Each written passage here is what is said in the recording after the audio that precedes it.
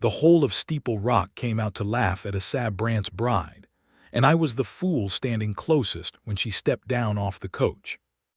I'd held the team for him because his hands were no good for it that day. Asab Brant had a grip that could bend a horseshoe cold, but the morning his May lord or woman was due in, his fingers wouldn't close right around the lines, and he stood by the depot rail with his hat brimmed down low like a man waiting to be hanged. He hadn't wanted a wife. He'd wanted a cook, a mender, a body in the house so the place would stop ringing empty as a struck bucket, and the only honest way a man got one of those out in the Yarrow Valley was to send back east for her and call her wife. So he'd done it the way he did everything in those years, grim, quiet, expecting nothing. She came down off the high step without taking the hand the driver offered, which set the first of the women to whispering before her boot had touched the boards. She wasn't pretty in the way the town reckoned pretty. She was plain as a fence post, a long, still face, a mouth that didn't hurry to smile, gray eyes set wide and steady, and brown hair pulled back so plain it might have been pinned by a man. She wore a traveling dress gone the color of weak tea from too many washings, and she carried one carpetbag and a wooden case the size of a Bible box, and she carried them herself. "That's her," said Vernon Seeley, who ran the bank and most everything the bank could reach its fingers into. He said it loud enough to travel. "Brant, you sent clear to Pennsylvania for that." A few men laughed. Asad didn't move. The woman set her case down at her feet and looked at the town looking at her. She didn't flinch from it. She didn't color up or drop her eyes the way a plain woman is supposed to when 40 mouths are deciding she isn't worth the coach fare. She just stood, taking our measure as plain as we were taking hers, and there was something in that steadiness that put the whispering up a notch instead of quieting it. Then the coach team spooked. It was nothing. A boy let off a powder cracker behind the mercantile, the way fool boys do, but the offside leader threw its head and came up off its forefeet, and the whole four-up surged sideways into the traces with a bang of harness and a scream of wood, and folks scattered back hollering. The driver hauled and cussed. Asad took 2 strides toward the team. And before he reached them, the plain woman stepped past me, quiet, no rush in her at all, and put her hand flat on the neck of the screaming leader and said something to it. I never heard what. It wasn't a word so much as a sound, low in the chest, the kind of thing you'd make to a child you didn't want to wake all the way up. The horse's ears came around.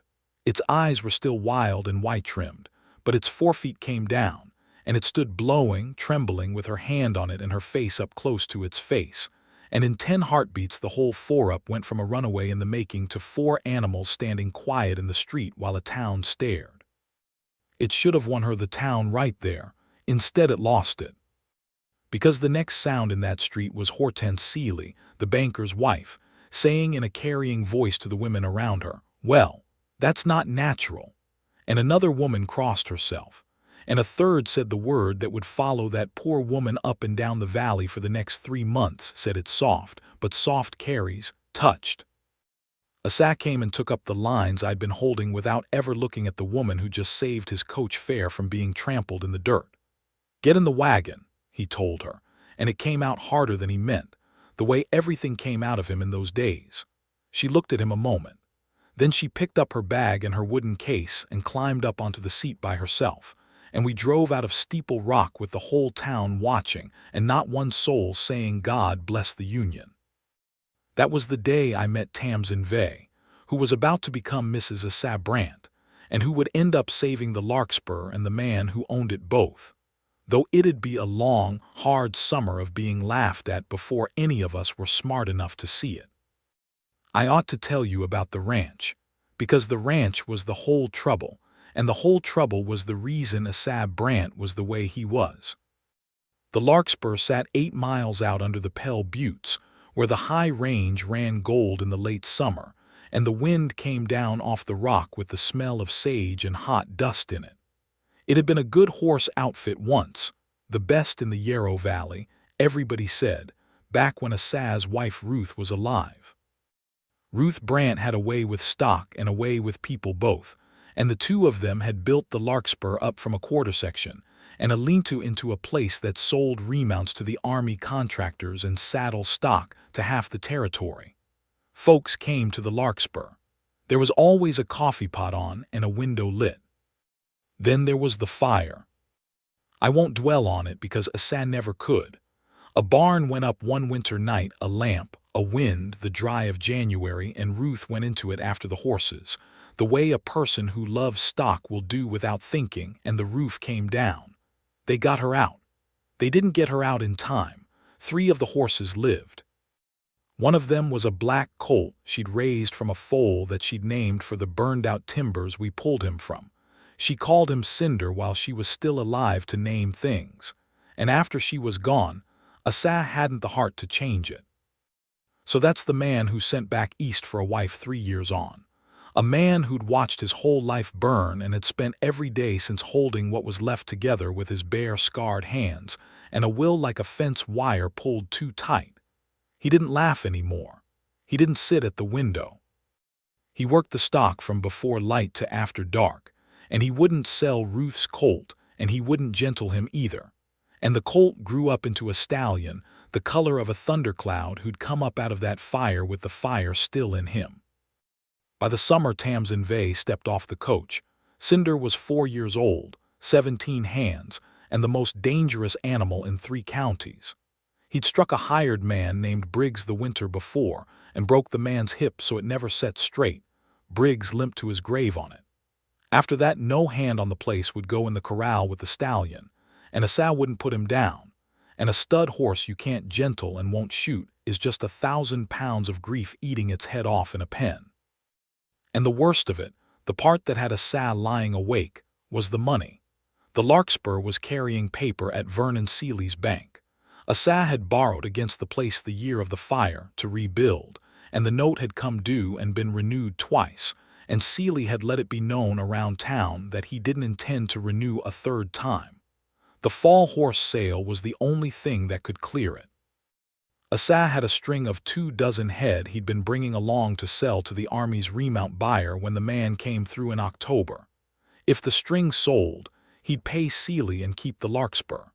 If it didn't, the bank would take the lot, the land, the barns, Ruth's grave on the rise above the creek, and the killer stallion nobody could touch. That's the house Tamsin Vey married into. A grieving man, a failing outfit, a horse that broke men's bones, and a banker waiting like a buzzard on a fence rail. I don't suppose Pennsylvania had told her any of it. The wedding, if you can call it that, was the next morning in the front room, with the circuit parson reading the words quick, because he had 2 more couples up the valley and a long ride to get to them. Asa wore a clean shirt. Tamsin wore the tea-colored dress, because it was the only one she had. I stood up as witness because there wasn't anybody else, and Mrs. Hovey, the housekeeper from the next place over, stood up on the woman's side for the same reason. The parson asked Asa did he take her, and Asa said he did, in a voice you'd use to agree the weather looked like rain. The parson asked Tamsin did she take him. She waited a moment before she answered, long enough that the parson looked up, and then she said, "I do." And she said it like a woman signing her own name to a thing she'd decided, not like a woman being handed over. I've thought on that a good deal in the years since. She didn't have to come. A woman who could read and write and gentle a 4-up runaway with her bare hand could have found 100 easier roads than marrying a grim stranger in a failing horse outfit at the edge of nowhere. When I knew her better, I asked her once why she'd come, and she said, because the advertisement said horses. Everybody else who wrote me wrote about themselves. He wrote 4 lines, and 3 of them were about the stock. She'd come for the horses, and she'd come to make a life she could stand in and call her own. And if the man came with the horses, well, she'd see about the man. That was Tamsin Vey. She married Asa Brant for his horses and her own reasons, and she never once let him or anybody else mistake it for being rescued.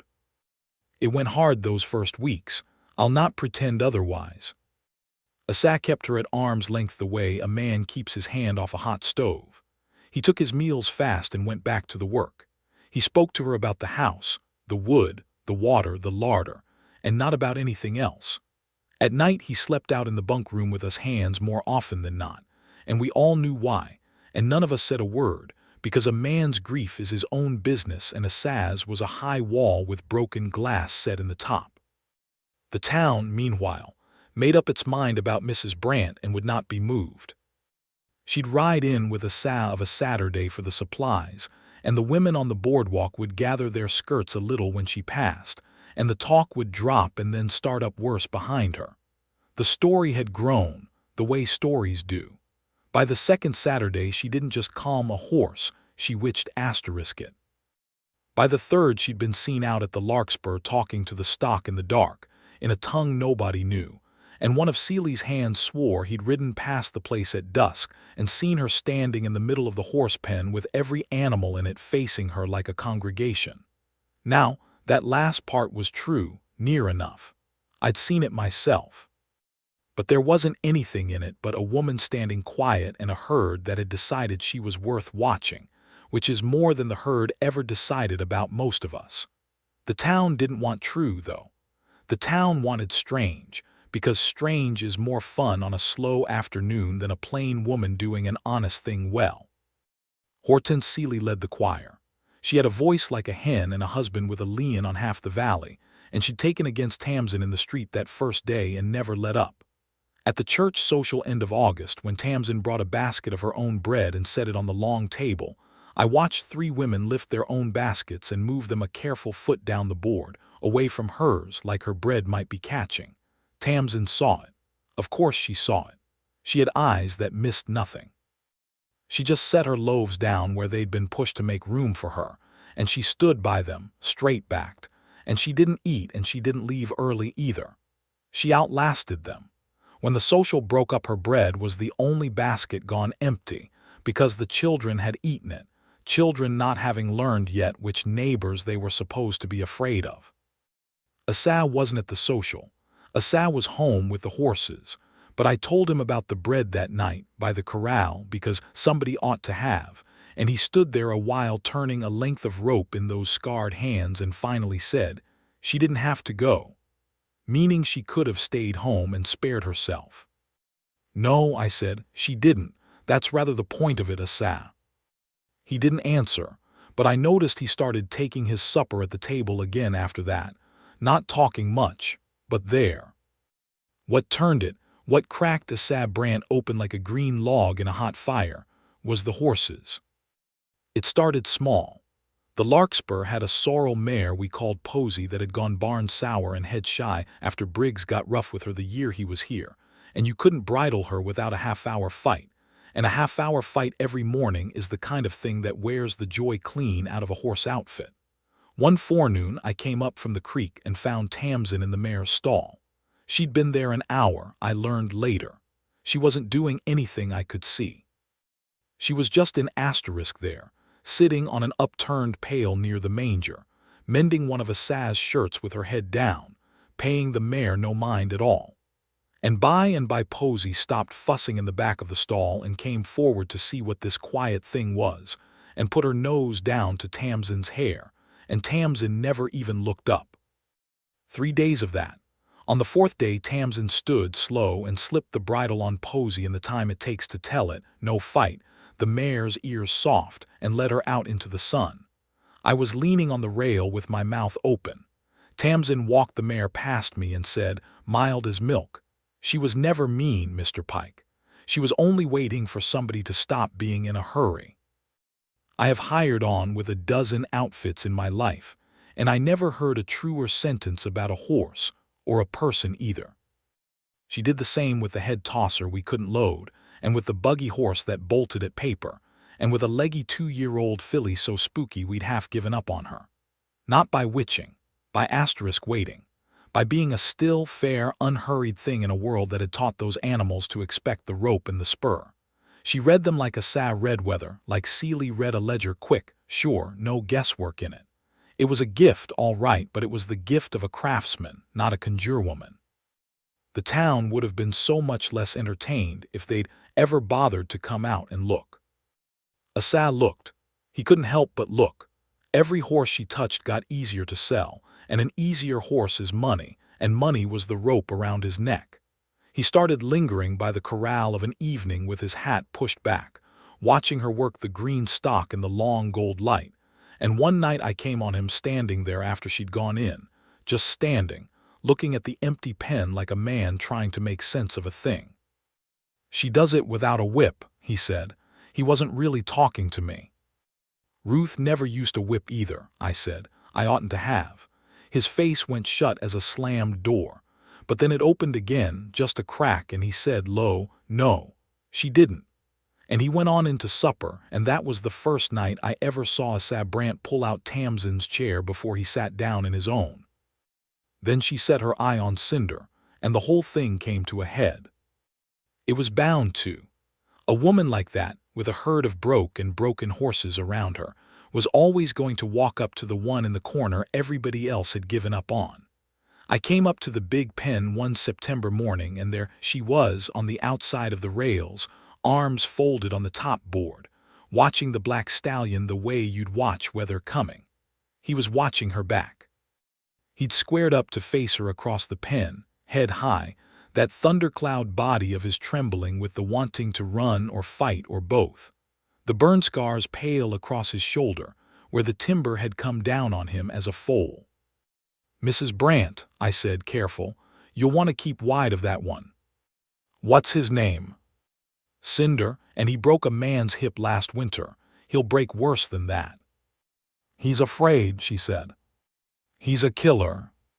"Those are the same thing, Mr. Pike, more often than men like to think." She didn't look away from the stallion.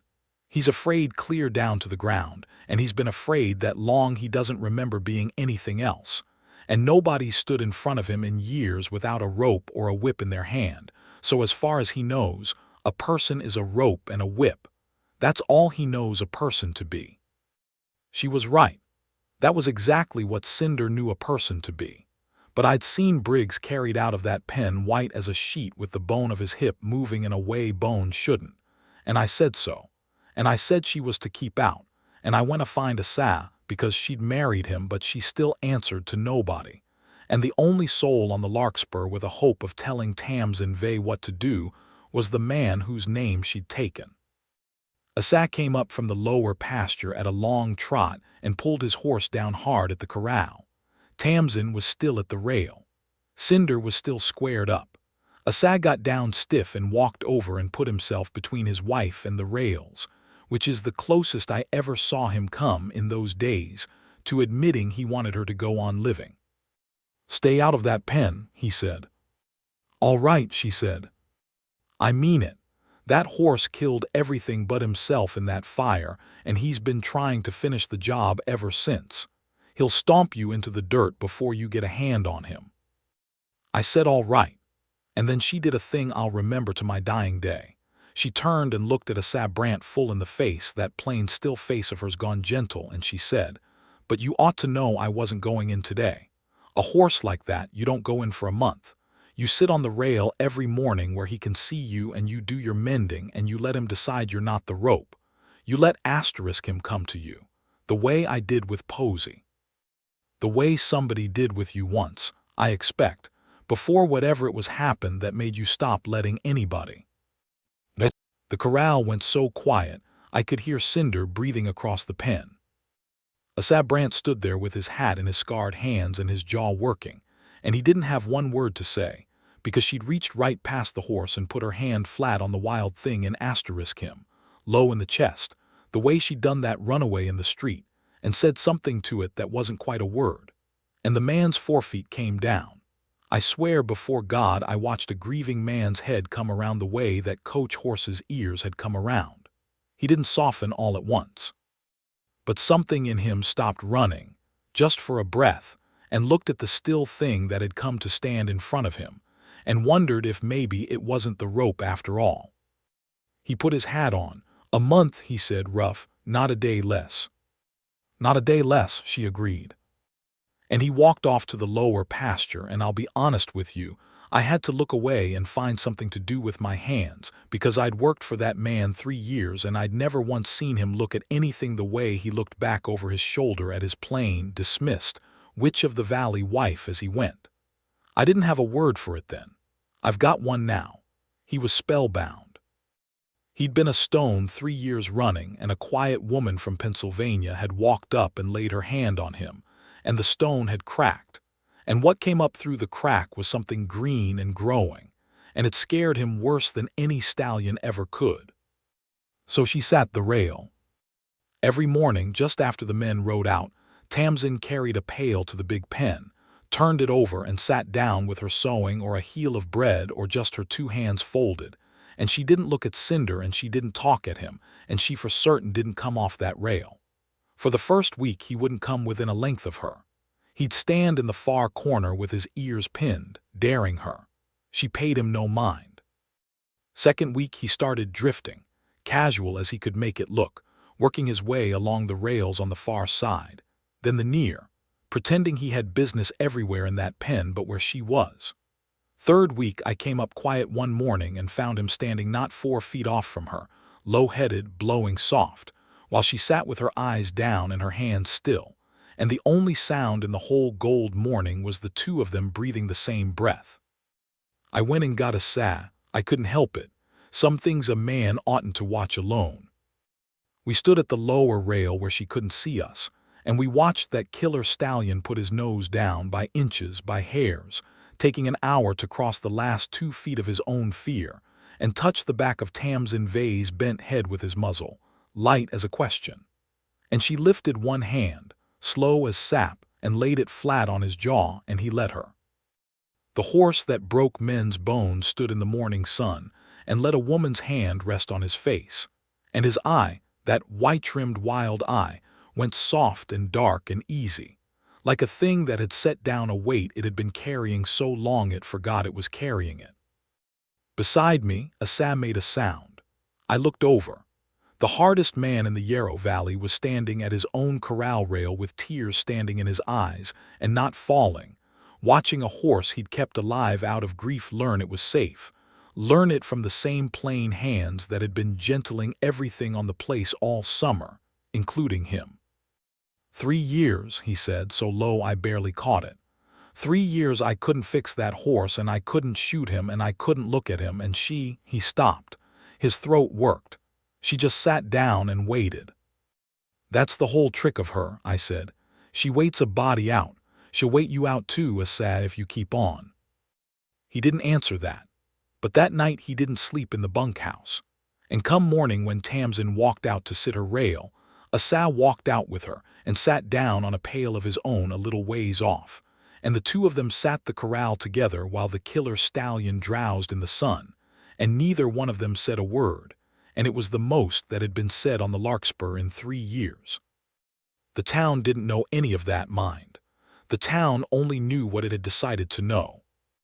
It came to its head one Saturday in late September, 2 weeks shy of the fall horse sale, with the whole valley into Steeple Rock for the supplies and the gossip. Asa had business at the bank. Seeley had sent word he wanted to discuss the note, which was Seeley's polite way of sharpening his knife.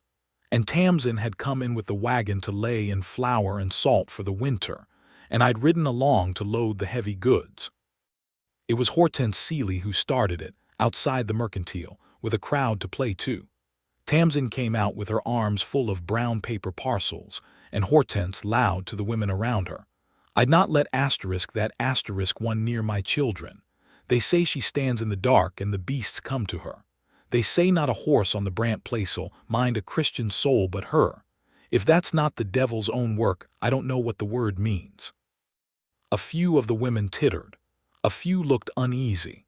And Tamsin Vey, who had taken 3 months of this with her back straight and her mouth shut, set her parcels down on the edge of the boardwalk, careful, and turned around. It isn't the devil's work, Mrs. Seeley, she said. Her voice wasn't loud.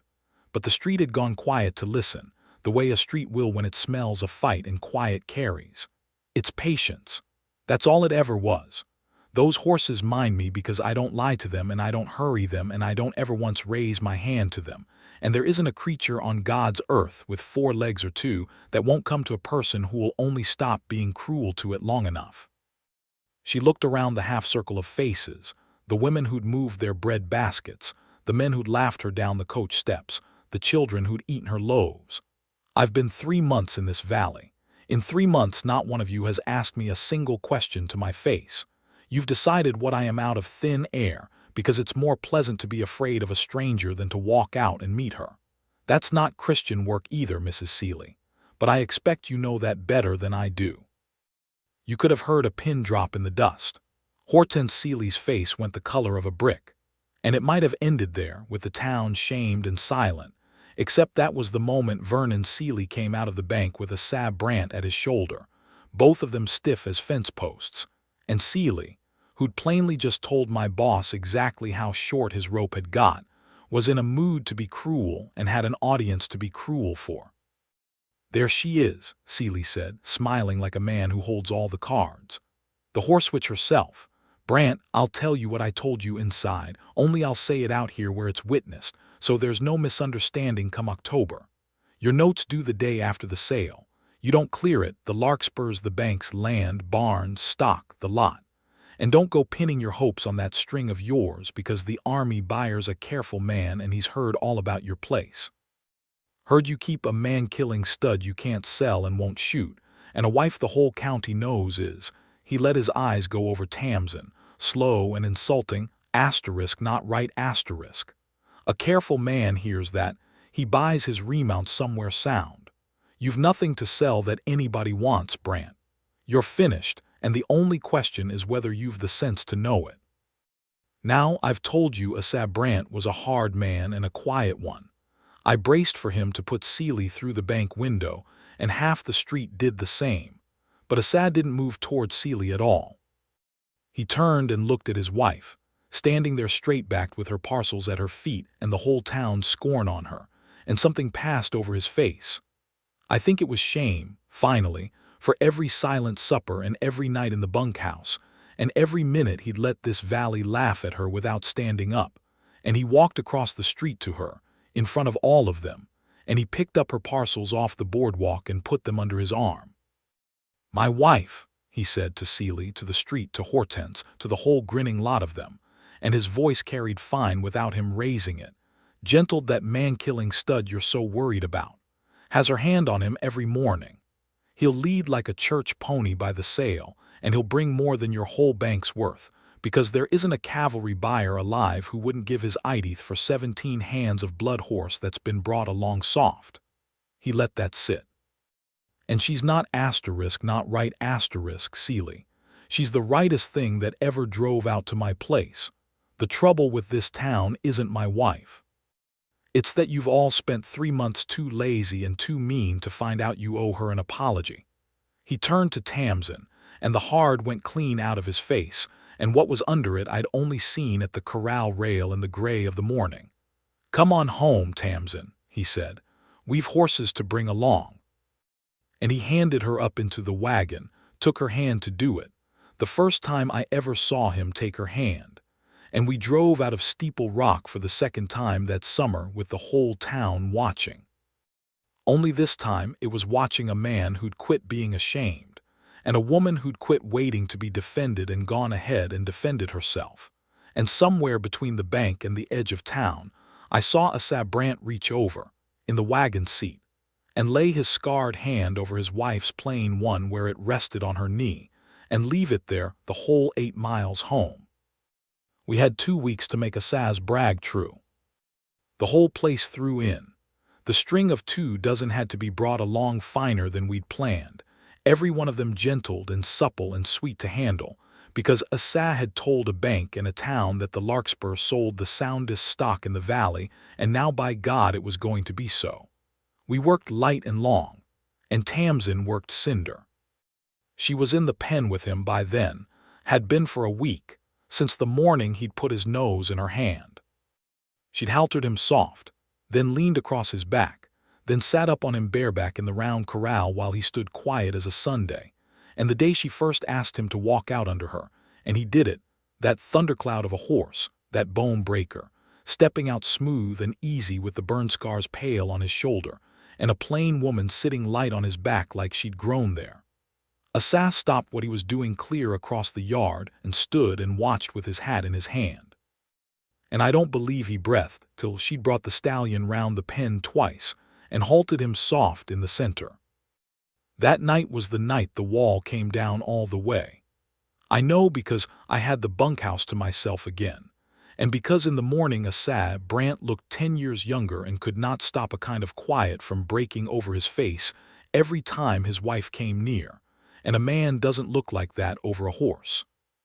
Whatever there was to say between them, what he'd carried since the fire, what she'd come west to find, the both of them stepping past the cold arrangement they'd married under into the warm true thing it had quietly become, they'd said it, in the privacy that's theirs and none of mine to tell. I'll only say that the door was shut and the window was lit, the way the Larkspur's windows used to be lit when Ruth was alive, and that some kinds of mending you can't do with a needle, and Tamsin Vey was a hand at all of them. There was one thing more I did see because I was there for it. The evening before the sale, with the light going long and gold, I came up past the rise above the creek where Ruth Brant was buried under a plain stone, and I saw the two of them standing there together. Asa was talking, Asa, who never talked, and Tamsin was listening, her hand in his. I gave them their distance, but I was close enough when the wind turned to hear Asa say, "And I want you to know you're not standing in her place. You've a place of your own. I never thought there'd be another. There isn't another. There's her that was, and there's you that is, and the heart's bigger than I gave it credit for." And Tamsin said something back too low for me to catch. And Asa Brant put his face down into his plain wife's plain brown hair and stood there a long while in the last of the light, on the rise above the woman he'd lost, holding the woman he'd found. And I went on down to the barn and left them to it, and was not ashamed of the wet on my own face. The fall horse sale came up bright and cold, the Pell Buttes gone red with the season, and the whole valley turned out, because a sale is a sale but a asterisk hanging draws a crowd, and half of Steeple Rock had ridden out to the Larkspur expecting to watch Vernon Seeley foreclose on a finished man. Captain Lassiter, the Army's remount buyer, came up the lane in a buggy with 2 troopers and a clerk, a careful, weathered man with a hard eye for a horse and no interest at all in valley gossip. Asa met him plain and put the string in front of him, and the string did exactly what 2 weeks of light, true work makes a string do. It stood, it moved, it gave to the hand and didn't fuss, and Lassiter's hard eye got softer by the head. He bought 18 of the 24 before noon, and at a price that made Seeley, standing off to the side with his note in his coat, go a little gray about the mouth, because 18 head at that price was the note and then some, and the buzzard could see his fence rail slipping out from under him. But it was the last lot that the whole valley had really ridden out to see, and they got their money's worth, though not the way they'd come hopping. Asa led Cinder out himself, on a halter and a single soft rope, and a kind of indrawn breath went round the crowd, because everybody there knew what that horse was, or what he'd been, the man-killer, the bone-breaker, the thundercloud that nobody could touch. Lassiter knew horses. He took one look at the 17 hands of blood and bone and burn scar, and started shaking his head before Asa got him stopped. "I've heard about that animal, Brant. I've a soft spot for a fine head, but I'll not put my troopers up on a man-killer for any money. I'm sorry. He's a magnificent brute and I'll wish you well of him, but—" "Captain," Asa said, "would you give me leave to show you something before you decide?" And he handed the soft rope to Tamsin. The crowd went still. Seeley's mouth twisted. Hortense Seeley, up in a buggy with the church women, said something behind her glove and crossed herself, and somebody laughed, nervous, the old word touched going round again low under the breath of the valley. Tamsin Vey paid them no more mind than she ever had. She walked out to the center of the yard in her tea-colored dress with the great black stallion at her shoulder, and she slipped the halter off him entirely, dropped it in the dust, nothing at all between her hand and 1,000 pounds of horse that had broken men, and the valley sucked in its breath as one. And then she lifted her hand, and she made that sound that wasn't quite a word, and Cinder walked. He walked beside her, loose, free, no rope and no halter, his ears soft and his great head low, matching her plain steps around the yard while 300 people who'd come to watch a man go broke watched a horse. The devil himself was supposed to have a hand and follow a plain woman around an open lot like a dog that loved her. She halted. He halted. She walked on. He came.